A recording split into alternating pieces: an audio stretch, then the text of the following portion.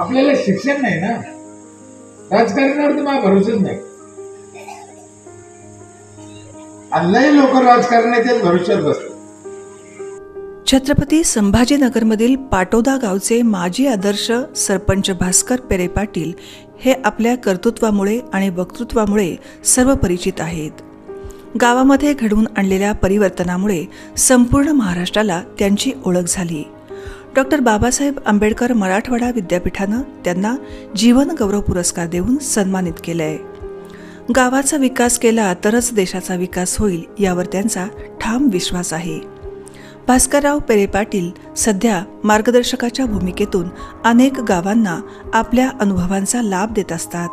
त्यांनी आपल्या गावामध्ये राबवलेल्या स्वच्छता, हरित गाव, शौचालयमुक्त गाव, पाण्याचे नियोजन अशा विविध उपक्रमांमुळे गावाला 2 वेळा राष्ट्रपती पुरस्कार मिळाला आहे.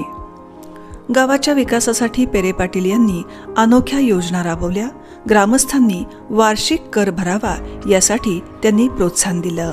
योग्य वेळी राजकारणापासून दूर होत केवळ मार्गदर्शक म्हणून काम करण्याचा त्यांनी निर्णय घेतला.